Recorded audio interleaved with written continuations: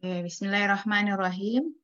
Assalamualaikum warahmatullahi wabarakatuh. Waalaikumsalam warahmatullahi wabarakatuh. Alhamdulillahirabbil alamin. Puji syukur kehadirat Allah Subhanahu wa taala. Kita dapat bertemu secara daring ini untuk melanjutkan perkuliahan yaitu pada mata kuliah penilaian status gizi. Nah, ini merupakan pertemuan ke-9. Jadi pertemuan ke-9 kita akan membahas terkait dengan penilaian konsumsi makanan tingkat individu gitu ya. Tapi nanti mungkin Ibu berikan pengantar dulu terkait dengan konsumsi makanan gitu. Baru kita masuk ke yang tingkat individu. Berikutnya nanti di pertemuan berikutnya tingkat rumah tangga gitu ya. Baru di pertemuan berikutnya adalah terkait dengan penilaian status gizi tidak langsung lainnya gitu ya. Ada statistik, ada kemudian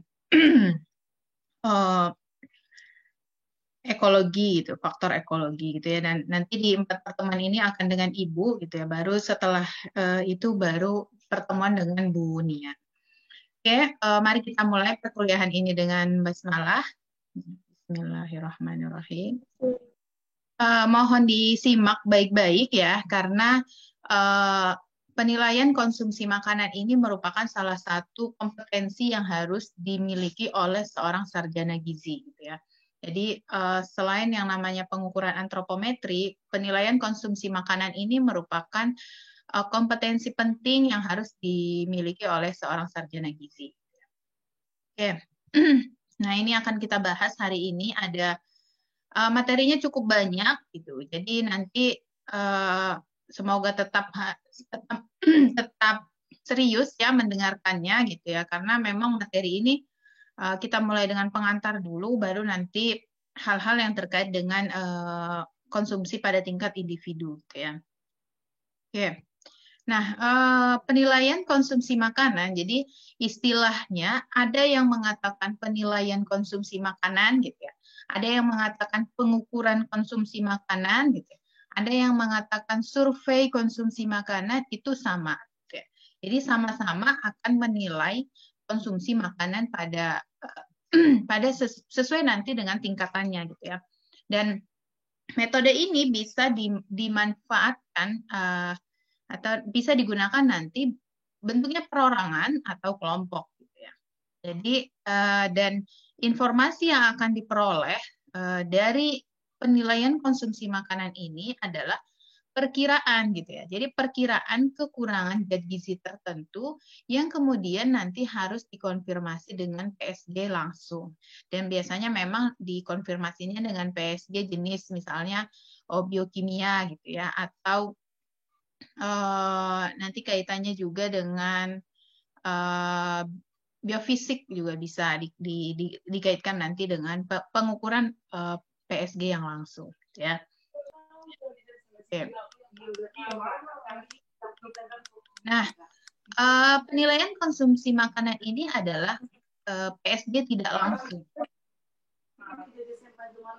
Jadi di mute dulu siapa yang mic-nya bunyi. Oke. PSG penilaian konsumsi makanan ini adalah PSG tidak langsung. Jadi tidak bisa kita langsung menyatakan seseorang itu status gizinya apa. Tapi hanya kepada mengukur perakiraan dia mengalami kekurangan zat gizi tertentu. Yang nanti dengan adanya perkiraan ini kita bisa memperkirakan ke arah masalah mana gitu ya. Masalah status gizi yang mana yang akan dialami gitu ya. Jadi memang tidak bisa kita langsung ibu kurang Fe, pasti ibu anemia gitu. Tidak bisa. Tapi harus dikonfirmasi dengan tadi penilaian PSG langsung. Dan yang harus dipahami karena memang status gizi itu kan hasil akhir nutrien input dan output gitu. Nah, kalau bicara konsumsi makanan itu bicaranya baru di input gitu ya. Jadi menilai inputnya. Outputnya nanti dinilai dengan PSG lainnya. Tuh. Dan perlu dipahami bahwa ketika nanti kita bicara konsumsi makanan, akan banyak hal-hal yang mempengaruhinya. Gitu. Ada laju metabolisme basal, ada tingkat pertumbuhan gitu ya, ada aktivitas fisik gitu, ada faktor relatif lainnya, baik kaitannya itu dengan ada gangguan pencernaan, kemudian perbedaan daya serap antar individu, kemudian tingkat pemanfaatan atau penggunaan di dalam tubuh gitu ya, atau perbedaan dari pengeluaran dan penghancuran zat gizi di tubuh masing-masing individu. Jadi hal-hal ini nantinya akan mempengaruhi penilaian bahwa input ini sesuai tidak dengan kebutuhan dia. Jadi kan kalau di daur hidup sudah dipelajari ya, mungkin misalnya penilaian kebutuhan energi gitu ya. Kebutuhan energi dinilai lalu dicek, karena dalam penilaian energi itu nanti kan ada hubungannya dengan metabolisme basal, kemudian ada dengan usia gitu ya, ada dengan jenis kelamin gitu ya. Jadi kemudian aktivitas fisik gitu. Jadi faktor ini nanti akan mempengaruhi ketika kita menilai konsumsi makanan seseorang. Oke. Next. Berikutnya kita pahami tujuannya. Jadi tujuan dari melakukan penilaian konsumsi makanan ini secara umum adalah mengetahui kebiasaan makan dan gambaran tingkat kecukupan bahan makanan dan zat gizi tertentu pada tingkat individu, rumah tangga, kelompok, serta faktor yang terkait. Jadi kita bisa menganalisis nanti, misalnya kita hanya ingin menganalisis kebiasaan. Berapa kali sih dia seminggu makan daging, misalnya. Itu bisa. Atau tingkat kecukupan, dia cukup nggak sih konsumsi kalsium dari makanannya, gitu. Itu bisa. Jadi dua hal itu. Dan nanti ada faktor terkait. Faktor terkait itu bisa nanti misalnya faktor yang kaitannya dengan konsumsi, misalnya kalau karakteristik misalnya pendapatan, usia dan seterusnya gitu. Jadi dan faktor terkait ada juga nanti memang yang mengkaitkannya dengan metabolisme tubuh gitu. Jadi ada juga yang dikaitkan nanti dengan hal itu apabila dia dibahas pada level individu yang sedang diperhatikan proses metabolisme tubuhnya. Ya.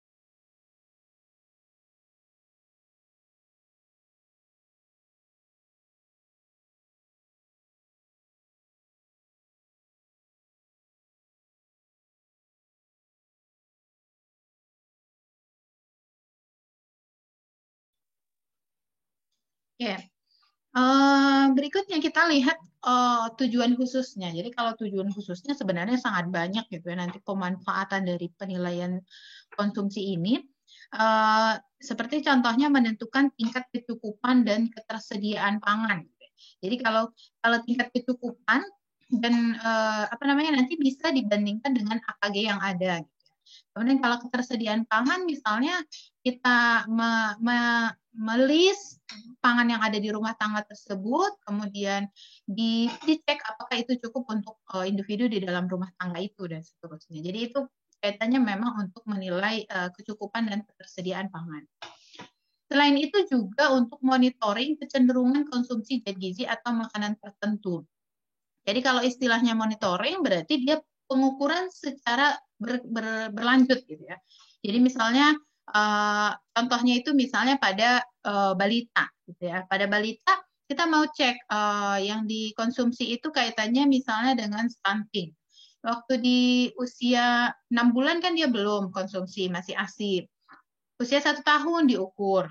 Kemudian nanti di usia 6 bulan kemudian diukur lagi dan seterusnya. Jadi itu bagian dari monitoring ya. Itu yang lain. Jadi nanti bisa dilihat kecenderungan konsumsinya. Oh, ternyata dilihat dari 6 kali mengukur gitu ya. 6 kali mengukur konsumsi, kecenderungannya adalah kepada high energi gitu misalnya. Jadi bisa dinilai dengan seperti itu. Kemudian memperkirakan adanya bahan tambahan makanan gitu ya, atau kontaminasi pada makanan yang dikonsumsi, itu juga bisa nanti. Serta selain itu menentukan status kesehatan dan gizi dan mengidentifikasi kelompok berisiko berkembangnya penyakit yang terkait makanan. Jadi ketika nanti kita sudah dapat gambaran konsumsi dari suatu kelompok, kita bisa memberikan asumsi kepada misalnya pada tingkat puskesmas misalnya, kita bisa berikan sebagai awareness gitu ya kepada kelompok itu bahwa ternyata di sini konsumsinya tinggi ini loh. Jadi kemungkinan akan bisa penyakit ini dalam jangka sekian lama dan seterusnya gitu ya. Kemudian menentukan pedoman kecukupan dan program pengadaan pangan.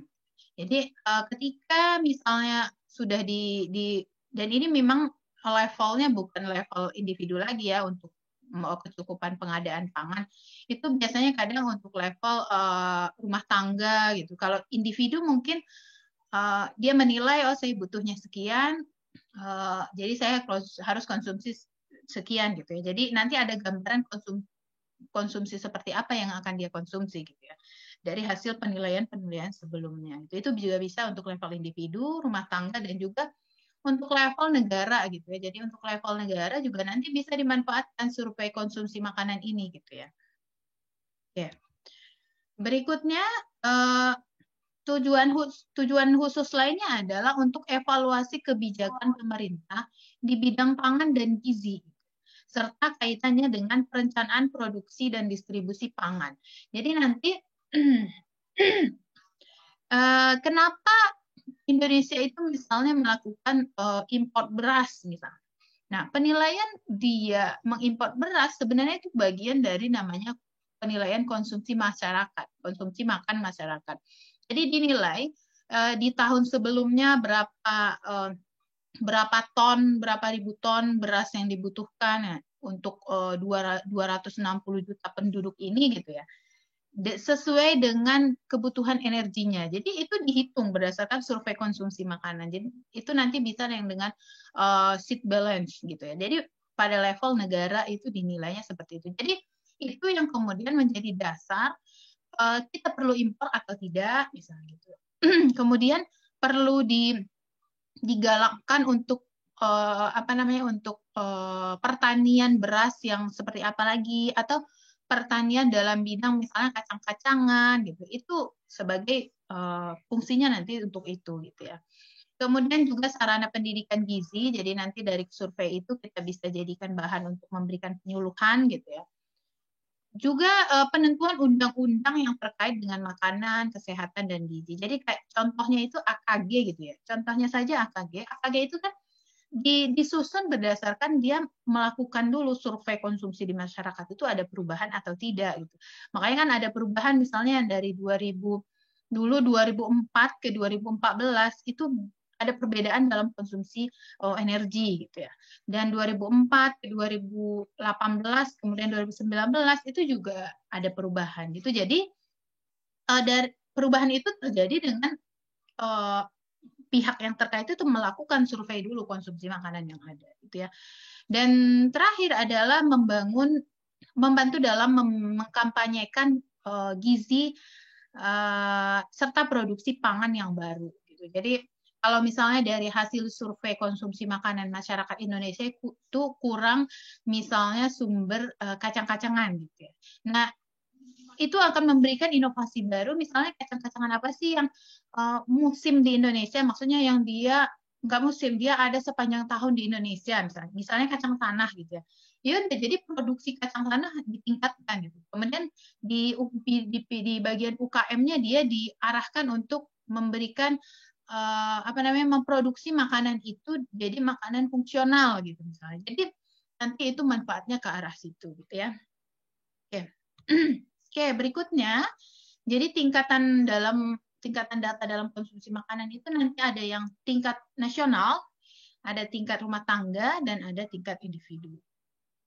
Oke, kita bicara dulu tingkat nasional ya. Jadi kalau tingkat nasional ada dua cara pengukuran yang biasa dimanfaatkan gitu ya. Ada namanya food balance sheet gitu ya, neraca bahan makanan, dan ini untuk mengukur ketersediaan pangan nasional dan dapat juga mengukur ketersediaan pangan per kapita per tahun. Jadi kalau ketersediaan pangan nasional artinya dia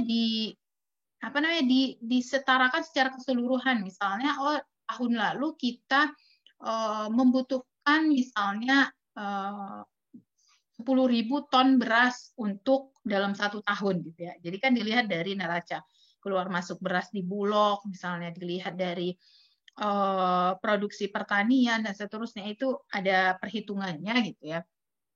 Lalu kemudian diukur sekian yang habis. Dan itu bisa menjadi bahan untuk pengadaan beras di tahun berikutnya. Misalnya itu contohnya misalnya. Nah, berikutnya juga bisa untuk mengukur per kapita. Jadi kalau per kapita berarti total itu secara keseluruhan dibagikan dengan jumlah penduduk gitu. Jadi per penduduk itu sebenarnya berapa sih konsumsi beras di tahun 2007 gitu. Itu bisa kita dapatkan data seperti itu gitu ya. Dan itu yang kemudian menjadi perbandingan antar negara. Jadi kalau misalnya dibilang Indonesia itu masih rendah konsumsi ikan itu.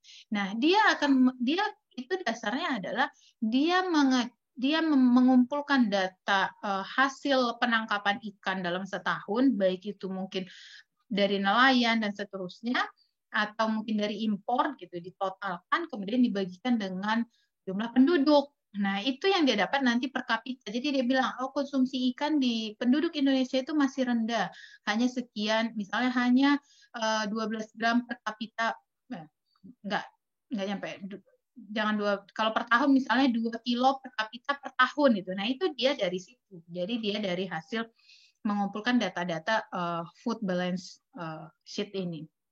Dan manfaatnya adalah untuk menentukan di bidang pertanian. Tolong di mute ya. Jadi tapi jalan-jalannya nih. Tolong di mute. Anida mic-nya nyala. Anida.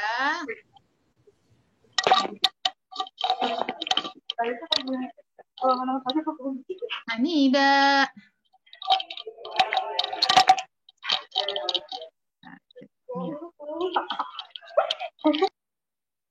Oke. Bentar ya, Ibu. Mute dulu semua. Oke. Nanti baru pas tanya jawab. Kalau ada yang mau bertanya, raise hand ya. Jadi Ibu biar buka lock mute-nya. Oke. Jadi memang lebih kepada untuk menentukan kebijakan di bidang pertanian. Jadi kalau misalnya ternyata per kapitanya masih rendah ya dituntut, makanya kan misalnya kayak tangkapan nelayan kita masih kurang gitu. Itu dasarnya itu adalah yang dari food balance itu gitu. Kemudian memperkirakan pola konsumsi dan perubahannya di masyarakat. Jadi memang hanya pada level negara ya. Jadi tidak bisa kita katakan misalnya per kapitanya 2 kilo per tahun. Ternyata masyarakat Indonesia itu semuanya itu masih kurang, nggak bisa kita katakan seperti itu. Tapi lebih ke arah untuk meningkatkan produksi dari bahan yang dikatakan itu kurang, gitu ya. Nah, berikutnya ada yang namanya total diet study. Kalau di Indonesia itu namanya survei diet total. Kalau di Amerika penilaian ini sudah dilakukan dari tahun 1980-an lah gitu. Jadi udah sangat lama dilaksanakan dan dia berkala sekali 4 tahun gitu. Jadi sesuai dengan negaranya ya, ada yang sekali 4 tahun, ada yang sekali 5 tahun gitu ya. Nah, kalau di Indonesia itu baru sekali diadakan yang di tahun 2014 gitu. Jadi ada survei diet total yang mana di survei itu melihat konsumsi individu dan melihat kontaminasi yang mungkin terjadi di konsumsinya itu. Jadi kalau nanti kamu bisa lihat, bisa diakses itu secara online, kamu bisa cek hasil laporan survei diet total di Indonesia itu tahun 2014 ya. Jadi nanti ada yang disurvei dari balita, dari anak prasekolah, anak sekolah, remaja, dewasa, sampai lansia gitu. Jadi ada dari semua daur hidup. Oke. Berikutnya adalah konsumsi makanan tingkat rumah tangga. Jadi kalau tingkat rumah tangga, fokus tujuannya adalah untuk menilai jumlah total ketersediaan pangan di level untuk dikonsumsi di rumah tangga itu. Jadi memang lebih kepada menjamin rumah tangga itu mengkonsumsi makanan itu sesuai gitu ya, sesuai dengan individunya gitu ya. Nah, itu nanti ada caranya dengan food account, jadi pencatatan bahan makanan gitu. Ini akan kita bahas di pertemuan berikutnya ya. Jadi di sini Ibu hanya pengenalan saja. Kemudian ada household food record, jadi pencatatan makanan keluarga. Kalau yang tadi bahannya, kalau ini makanannya yang dicatat gitu ya. Kemudian ada juga household 24 hours recall. Jadi recall 24 jam konsumsi makanan di rumah tangga. Jadi biasanya dia kadang yang dinilai itu makanan yang disediakan dan makanan yang dibawa dari luar. Jadi karena ini tingkat rumah tangga, biasanya kadang total yang dicatat itu langsung dibagikan dengan total rumah tangga gitu, total anggota rumah tangga gitu ya.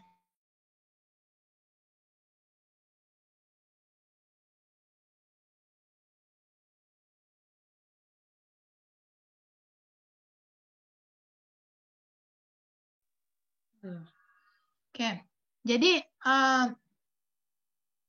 kalau dalam tingkat rumah tangga, jadi memang tujuannya lebih hanya untuk melihat ketersediaan. Nah, nanti kalau untuk menilai apakah individu di rumah tangga itu terpenuhi, itu baru diukur dengan yang tingkat individu, gitu ya. Jadi kalau yang tadi rumah tangga hanya mengecek ketersediaannya. Nah, kalau pada tingkat individu itu nanti akan dinilai pola dan jumlah konsumsi individu yang terkait dengan keadaan kesehatannya. Jadi memang pada level individu kita nilai. Dan metode ini dapat digunakan untuk mengukur konsumsi sehari-hari, gitu ya. Jadi konsumsi dalam harian atau konsumsi dalam jangka panjang. Gitu ya. Jadi bisa dinilai, gitu ya. Nah, yang nanti cara pengukurannya itu ada namanya food record. Jadi food record itu mencatat, dan yang dicatat itu bisa dalam dua bentuk. Ada estimated food record, ada weight. Jadi kalau estimate food record, dia mengestimasi berat makanan yang bahan pangan yang dia konsumsi. Jadi sebagai contoh, kalau kemarin di penelitian Ibu itu kan itu ada recall dan FFQ. Tapi dalam menyatakan bahan pangan itu dia diestimate. Misalnya dia bilang satu centong nasi, nah, itu estimate. Jadi kita estimasikan, dia mencatat, saya makan 1 centong nasi. Tapi kalau weight, dia benar-benar menimbang. Jadi ditimbang berapa makanan yang dia sediakan. Jadi itu biasanya memang kalau weight itu pada individu yang memang benar-benar kita mau tahu berapa yang dikonsumsi. Itu contohnya misalnya di rumah sakit, penelitian di rumah sakit pada pasien misalnya. Jadi kalau pada pasien, misalnya pada SNDM, kita mau ngecek dia konsumsi karbohidratnya benar nggak terkendali. Jadi sesuai dietnya diberikan, kemudian nanti ditimbang berapa sisanya gitu. Jadi yang dia konsumsi berarti dikurangi dari sisa. Gitu. Jadi itu weight. Jadi dia memang benar-benar ditimbang dan dia record. Jadi mencatat sendiri individu itu. Jadi nanti food record itu bisa 3 hari, bisa 4 hari, bisa 5 hari, dan itu tergantung kaitannya dengan keadaan kesehatan tertentu. Jadi nanti ada yang 3 hari aja dicatat udah bisa melihat hubungan dengan keadaan kesehatannya. Tapi ada yang perlu sampai 7 hari harus dicatat gitu ya, baru muncul kaitannya dengan keadaan kesehatan. Itu ya. Berikutnya yang kedua, recall 24 jam. Nah, recall 24 jam ini adalah kita mengukur konsumsi dia 24 jam. Nah, ya sebenarnya kalau dalam teorinya Jalif itu di dalam buku Nutrition Assessment, yang dimaksud dengan 24 jam itu adalah 24 jam ke belakang saat kita mengukur. Jadi kalau misalnya kita ukur jam 7 pagi, berarti konsumsi dia dari jam 7 pagi kemarin sampai jam 7 pagi ini. Ya. Nanti ini kita perdalam lagi di besok praktikumnya. Nah, kalau misalnya diwawancara dari jam 10, berarti dari jam 10 kemarin sampai jam 10 sekarang. Itu food recall 24 jam. Cuma kadang memang di masyarakat untuk lebih mempermudah, akhirnya dia bikin recall 24 jam pada hari Selasa yang di-recall di hari yang kita wawancara recall-nya di hari Rabu. Jadi misalnya, saya hari Rabu ini mau wawancara ibu terkait dengan konsumsi ibu 24 jam yang lalu pada hari Selasa. Jadi kalau pada hari Selasa bilangnya dari ibu bangun tidur sampai ibu tidur lagi. Apa yang dikonsumsi? Nah, itu biasanya yang dilakukan di masyarakat gitu ya. Oke, ada kemudian yang ketiga adalah food frequency questionnaire. Jadi kalau dari istilahnya ini adalah memang dia melihat frekuensi konsumsi gitu ya. Jadi nanti dia bisa melihat pola, bisa melihat kebiasaan, bisa melihat jenis gitu ya. Jadi ada itu namanya FFG. Kemudian yang keempat itu metode riwayat makanan. Jadi dietary history method. Jadi dia mengingat kembali yang dia konsumsi dalam berapa hari yang lalu. Ya, jadi dan apa namanya dan biasanya ini mirip kayak kita wawancara tiap hari, gitu. Atau misalnya kita berikan dia kertas, ibu tolong dicatatkan konsumsi kemarin, gitu misalnya hari ini, besoknya yang kemarin dicatat. Jadi dia memang lebih ke riwayat makanan yang dikonsumsi sebelumnya. Oke. Nah, dari semua jenis pengukuran itu, baik itu nanti di level individu maupun rumah tangga, itu dibedakan menjadi ada yang kuantitatif, ada yang kualitatif. Gitu ya. Jadi kalau kuantitatif, kita bisa mendapatkan angka berapa yang dia konsumsi. Gitu ya. Itu yang harus diperhatikan. Jadi angka berapa yang dia konsumsi itu ketahuan dalam kuantitatif. Kayak recall 24 jam, itu kita bisa langsung dapat, oh dia makan nasi 300 gram kemarin. Atau dari 300 gram itu kita bisa terjemahkan, dia konsumsi 900 kilokalori. Gitu. Jadi kita bisa, itu yang namanya kuantitatif. Kita bisa langsung angkakan dan kita bisa juga ngukur berapa besar asupannya. Di food record juga kita bisa ngukur itu. Jadi kita bisa dapatkan dari hasil food record, kita bisa langsung dapat sekian gram, kemudian kita terjemahkan dalam bentuk asupan zat gizi. Food account juga bisa, tingkat rumah tangga itu bisa, tapi nanti itu hasilnya bukan untuk level individu ya, jadi untuk level rumah tangga. Household food record juga bisa, jadi nanti kita lihat makanan yang dia konsumsi, dicatat, kemudian dari total semuanya itu kita analisis untuk menunjukkan berapa asupan gizi di tingkat rumah tangga itu juga bisa.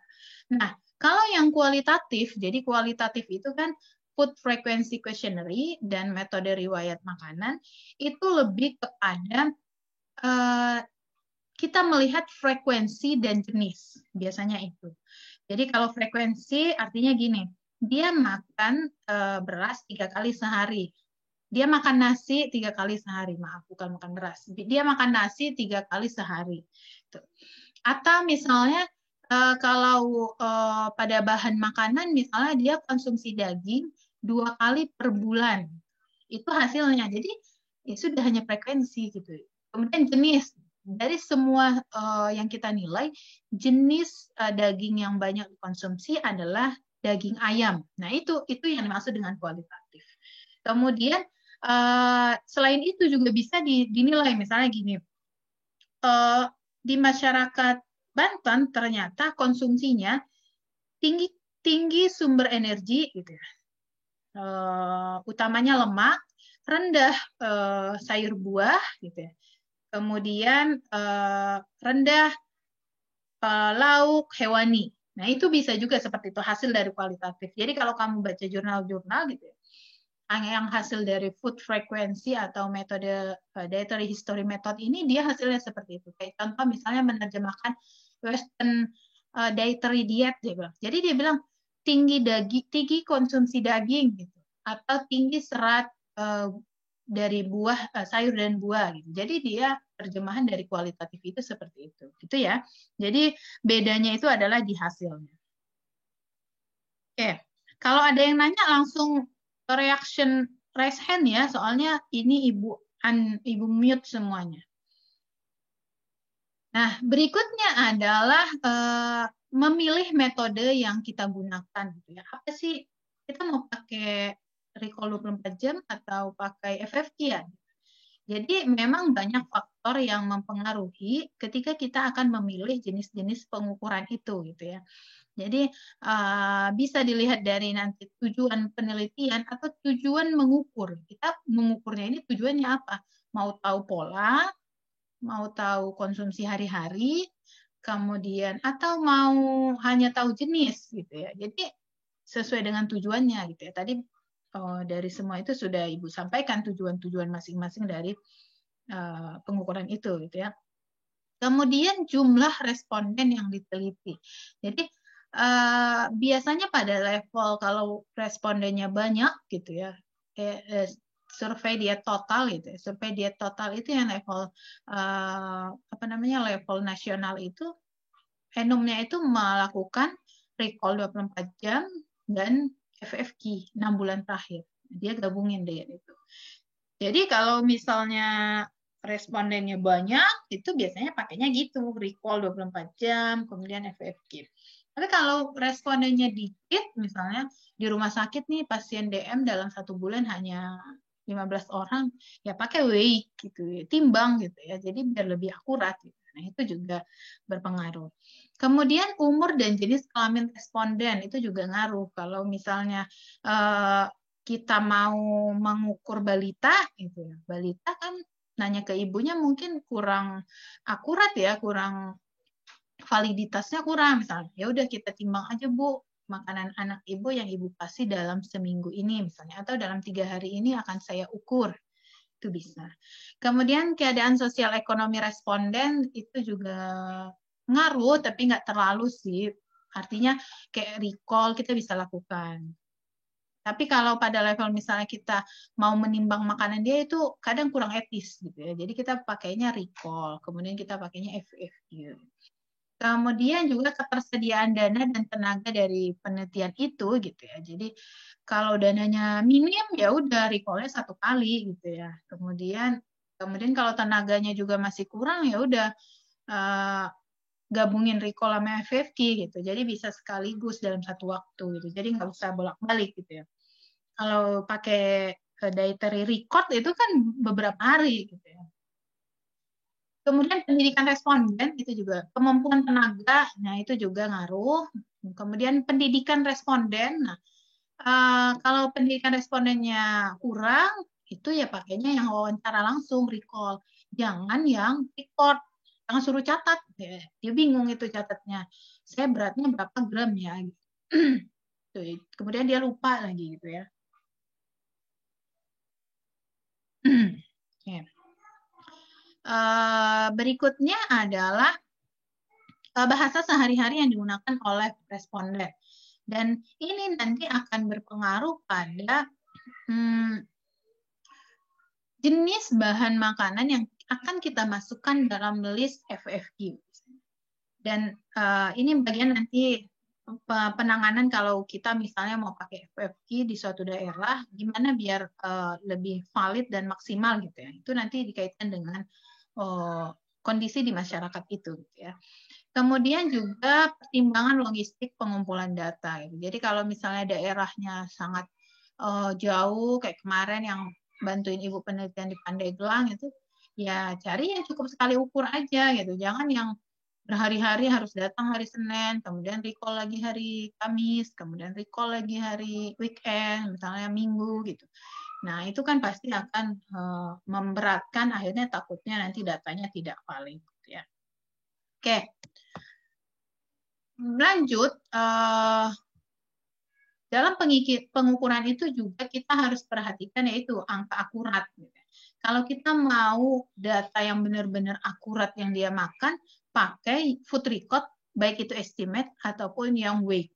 Jadi data akurat itu dalam arti, kita suruh catat makanan dia dalam 7 hari. Akuratnya itu adalah kita dapat angka data dia dalam 7 hari. Walaupun mungkin nanti ada bias dia lupa catat, atau misalnya dicatat ternyata banyak yang kurang gitu. Itu bisa diantisipasi belakangan. Jadi ditanyakan kembali, di cross check kembali dan seterusnya. Kemudian kalau jumlah konsumsi rata-rata, kalau kita ingin tahunya jumlah konsumsi rata-rata pada suatu kelompok, pakainya recall gitu ya, atau food record. Dan biasanya food recordnya nggak lama-lama. Gitu. Atau kalau mau tahu kebiasaan atau pola konsumsi, ya pakainya FFQ gitu. Dan FFQ itu nanti kita bisa lihat FFQ-nya mau 1 minggu, gitu ya. Kita wawancarai dia food frekuensinya 1 minggu, 1 bulan, itu ada 3 bulan, ada 6 bulan, ada setahun.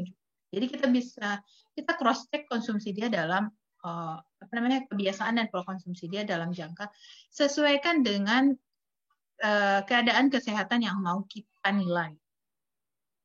Oke, itu alasan dalam pemilihan. Oke, berikutnya adalah kesalahan-kesalahan yang mungkin muncul dalam pengukuran konsumsi makanan. Jadi yang namanya pengukuran tidak akan terlepas dari yang namanya ada kesalahan, gitu ya. Baik itu nanti bias secara acak, jadi kesalahan yang mungkin muncul secara acak, atau yang sistematis. Yang kalau sistematik ini sebenarnya bisa kita antisipasi nanti ya. Kalau yang secara acak biasanya misalnya kesalahan pengukuran yang hasilnya tidak mempengaruhi rata-rata. Biasanya dapat memperbesar deviasi nilai pengukuran. Contohnya itu misalnya kita menilai konsumsi 100 orang. Dari 100 orang ternyata ada kesalahan pengukuran pada orang ke-50 yang membuat akhirnya konsumsi orang ke-50 ini ada sangat tinggi. Dia sangat tinggi. Dia sendiri yang tinggi gitu. Dan dia sendiri yang tinggi itu nggak terlalu ngaruh dengan rata-rata gitu ya. Cuma yang menjadi mengaruh itu deviasinya, range datanya. Jadi yang minimnya sekian kok yang maksnya tinggi banget gitu. Padahal datanya ada di tengah gitu ya. Itu kemarin belajar statistik kan masih ingat lah mungkin ya. Jadi kalau dia deviasinya terlalu besar itu nanti akan berpengaruh pada ketika kita akan mengujikan data tersebut dengan variabel lainnya. Akhirnya mungkin bisa aja si responden yang ke-50 kita buang. Ya udah kan jadi datanya tetap di level sesuai dengan rata-rata deviasi gitu ya. Atau nanti ada teknik lainnya itu di statistik. Jadi biasanya modelnya seperti itu kalau bias secara acak. Nah, kalau yang bias sistematik ini yang nantinya bisa diatasi dengan yang namanya quality assurance. Jadi di awal sebelum kita melakukan pengukuran, kita lakukan pedoman terkait hal ini. Jadi bisa jadi pedoman kuesioner gitu ya. Ada yang mau ikut kuliah. Pedoman kuesionernya gitu ya, bagaimana kuesioner itu akan kita buat kuesionernya semaksimal mungkin, nanti itu bisa ada pengaturannya ya. Kemudian mengantisipasi kesalahan pewawancara itu, jadi wawancaranya dilatih biar dia sistematik ini nggak terjadi gitu ya. Atau kesalahan alat yang tidak akurat dan tidak standar sebelum penggunaan. Jadi dia pakai food recall, tapi mungkin misalnya food recall-nya nggak pakai pedoman form itu, misalnya hanya di dalam bentuk satu kertas, Ibu makan apa kemarin. Gitu. Akhirnya dia cuma menyampaikan bahan-bahan makanan, tapi tidak mencatat bentuk URT-nya. Gitu. Akhirnya kan dari bentuk URT dia tidak bisa menjabarkan ke dalam bentuk gram. Gitu ya. Kemudian kesalahan DKBM, sebenarnya kesalahan DKBM ini nanti bisa diantisipasi dengan ketika misalnya di DKBM itu tidak terdapat satu zat gizi dari makanan tertentu, kita bisa combine dengan DKBM dari milik negara lain. Itu pernah Ibu lakukan karena waktu itu kita mau mengecek asupan magnesium gitu ya kan. Kalau di Indonesia belum semua makanan dijelaskan kandungan magnesiumnya gitu ya. Ya udah kita combine dengan DKBM dari negara-negara lain. Jadi nanti ini sistematik ini bisa kita antisipasi, nanti ada teknik-tekniknya. Nah, Cara mengurangi bias secara keseluruhan biasanya dengan gunakan sampel dalam jumlah besar. Jadi semakin besar sampel, semakin kecil variasinya gitu ya. Artinya konsumsi itu akan tidak terlalu bervariasi gitu ya. Jadi hanya masih pada level yang apa namanya di level yang min max-nya itu nggak terlalu jauh gitu biasanya kalau semakin besar sampelnya. Kemudian ulangi pengukuran pada subjek yang sama dalam beberapa waktu. Nah ini misalnya kalau dia mau recall dan dia mau hasil recall-nya itu baik, biasanya dia dibikin 3 hari. Gitu ya. Misalnya dia recall hari pertama, dia recall hari Selasa, jadi recall hari Senin. Gitu ya. Kemudian berikutnya dia recall hari Kamis, jadi recall hari Rabu. Kemudian berikutnya dia lakukan recall hari Minggu untuk recall hari Sabtu. Jadi dia menggambarkan kalau Seninnya dia puasa, berarti dia tergambar di Rabunya. Kemudian konsumsi weekend-nya beda atau enggak dengan weekdays. Itu biasanya untuk mengatasi masalah dalam recall 24 jam. Kemudian usahakan selalu melakukan kalibrasi alat-alat ukur. Nanti dalam arti misalnya kalau di food survei konsumsi ini kan kita lebih berbicara form ya. Kalibrasi form gimana gitu ya. Lebih kepada membuat form itu sesuai dengan yang terstandar gitu ya. Dan lebih sesuai dengan masyarakat di situ gitu. Itu nanti harus dilakukan juga gitu. Jadi nggak serta-merta ada form dari penelitian si A, kemudian itu kita gunakan untuk penelitian kita di daerah lain gitu. Itu nanti perlu diperhatikan. Berikutnya adalah gunakan alat bantu terkait porsi. Nah, itu seperti food model. Jadi, food model sudah pernah lihat kan ya? Silakan unmute dulu, bisa kok. Ada yang mau jawab? Siapa yang udah pernah lihat food model?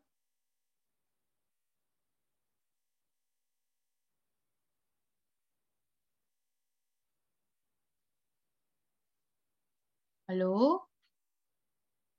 Belum ada yang pernah lihat food model? Udah, Bu. Udah ya? Pernah, Bu. Udah ya? Di lab. Oke, di lab. Ya, jadi pertama gunakan food model. Itu bisa juga digunakan seperti itu. Kemudian bawa misalnya alat ukurnya itu. Jadi bawa alat URT-nya itu misalnya bawa sendoknya ditunjukin. Ibu pakai sendoknya yang mana? Sendok ini, atau ini. Nah, kalau kemarin yang di penjara Ibu, kalau udah tahu kan Ibu pakainya food model yang dari Kemenkes dan dia dalam bentuk gambar. Jadi di gambar itu ditunjukkan Ibu pakai model sendoknya yang mana. Misalnya sendok A, sendok A itu sekian gram. Kita bisa langsung rubah ke dalam bentuk berat gitu ya. Jadi dengan kita punya alat bantu ini juga memudahkan si orang yang kita wawancarai itu untuk mengingat dia konsumsinya sesuai dengan yang mana gitu ya. Kayak itu cara mengurangi bias.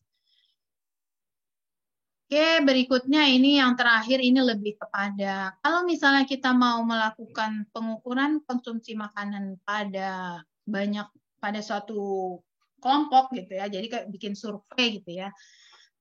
Yang perlu diperhatikan adalah penentuan tenaga pelaksana. Artinya kalau sekarang itu sudah ditetapkan ya dari Kemenkes itu bahwa orang yang melakukan survei konsumsi makanan itu adalah orang yang mempunyai background gizi, baik itu D3, D4, atau S1. Gitu ya. Biasanya kalau survei nasional dia pakainya itu. Kemudian dia juga memiliki integritas tinggi dalam arti karena survei konsumsi makanan itu sangat ribet ya sebenarnya, karena ketika wawancara itu harus mendorong si orang yang kita wawancara itu untuk bisa menyampaikan atau bisa mengingat kembali yang dia makan gitu. Jadi harus punya sikap bisa memahami gitu yang kita wawancarainya. Dan memang biasanya tenaga wanita lebih cocok untuk pengukuran konsumsi karena dia lebih paham. Ada jenis sendok-sendok sekian gitu. Kalau laki-laki kan nggak terlalu ya. Kalau perempuan mungkin piringnya yang gini ya Bu. Dia bisa mengingat gitu ya. Yang jenisnya piringnya yang sekecil ini ya itu dia perempuan itu wanita biasanya lebih familiar. Gitu. Kemudian pelatihan tenaga, nah tenaganya juga harus dilatih, gitu. Misalnya terkait dengan tujuannya, kemudian seni wawancara, kemudian cara nanti kalau datanya kurang gimana ya cara memperbaikinya, kemudian penjelasan jenis data yang diperlukan dan cara memperolehnya itu juga harus disampaikan, kemudian tugas lainnya di lapangan seperti apa, kemudian bahasa masyarakat. Jadi kalau survei nasional dia bilangnya saya butuh enomnya harus orang situ gitu ya. Jadi untuk mempermudah ketika bahasa masyarakat. Kemudian dalam penentuan sampel sasaran ini memang kaitannya nanti sudah ke penelitian, jadi disesuaikan dengan hal-hal tersebut. Kemudian nanti pemilihan alat dan bahan. Nah, sesuaikan dengan metodenya. Kalau pakainya recall 24 jam berarti alatnya apa? Form. Kemudian bahannya apa yang perlu? Ya bawa model dan seterusnya. Kemudian periode waktu. Nah, perlu diperhatikan ketika kita mau meneliti terkait dengan survei konsumsi, harus diperhatikan ada nggak sih siklus makan, siklus konsumsi di suatu daerah tersebut. Jadi misalnya, oh ternyata kalau tiap, misalnya nih, ini daerah pertanian. Kalau daerah pertanian ini, dia musim panennya misalnya bulan Maret. Nah, perhatikan kalau kita survei konsumsinya bulan Maret dan bulan April. Kalau di bulan Maret kan dia panen, April masih tersedia, Mei juga masih. Mungkin nanti mulai di September apakah masih sama konsumsi dia itu dengan waktu di musim panen? Nah, itu harus diperhatikan gitu ya. Jadi diperhatikan juga dengan siklus konsumsi di daerah tersebut. Kemudian ada juga kalau misalnya pada tingkat rumah tangga yang kita mau meneliti, perhatikan siklus bahan pangan di rumah itu gitu. Dia biasanya kalau rumah tangganya misalnya dia menstok, jadi dia stok makanan, dia stok bahan makanan itu per berapa hari. Kalau dia stoknya tiap hari, oh berarti tiap hari dia akan berganti ya. Jadi akan ada menu-menunya itu per harian. Tapi kalau dia menu stoknya itu seminggu, jadi kan dia udah sudah di stok ya di rumah. Jadi kita bisa mewawancarai dia untuk stok seminggu. Gitu. Tapi kalau dia stoknya per hari, ya berarti harian gitu. Jadi itu juga harus diperhatikan. Kemudian harus diinformasikan juga ke masyarakat bahwa kita misalnya mau melakukan survei konsumsi makanan ini, biasanya memang kaitannya dengan pengendalian situasi gitu. Jadi kalau dia mau wawancara konsumsi, situasi masyarakatnya juga kan harus diperhatikan gitu. Karena itu kaitannya nanti wawancara, kemudian dia dalam kondisi rileks untuk mengingat kembali yang dia konsumsi seterusnya. Oke, jadi kesimpulannya, jadi kalau untuk penjelasan satu-satu nanti itu kita besok di praktikum ya. Jadi pengukuran konsumsi makanan itu adalah PSG tidak langsung. Jadi dia merupakan bukti awal prediksi kekurangan zat gizi pada individu atau kelompok. Jadi tidak bisa langsung mengatakan si A mengalami gizi kurang atau si A mengalami obesitas itu enggak. Tapi lebih kepada prediksi awal. Kemudian tujuan utamanya adalah menilai kecukupan konsumsi dan bisa jadi nanti untuk dasar perencanaan program pendidikan gizi. Dan metodenya nanti sesuai dengan tingkatan dan metodenya bisa dia nanti pakai kuantitatif atau pakai kualitatif. Dan perlu diperhatikan juga hal-hal yang tadi untuk kita memilih metode yang digunakan. Mungkin cukup sekian untuk materi hari ini karena Ibu lebih menekankan dulu bahwa ini jenis pengukuran pada tingkat individu yang kamu pahami. Jadi tadi ada food record, gitu ya. Kemudian ada recall, ada FFQ, kemudian ada dietary history record, gitu ya, atau riwayat makanan, gitu ya. Jadi itu yang bisa dimanfaatkan nanti kalau pada level individu. Dan besok Ibu akan bahas satu-satu, gitu. Misalnya kalau kita food record, contoh formnya seperti apa, caranya gimana mewawancarai orang, itu nanti kita bahas di praktikum. Oke, sampai di sini ada pertanyaan?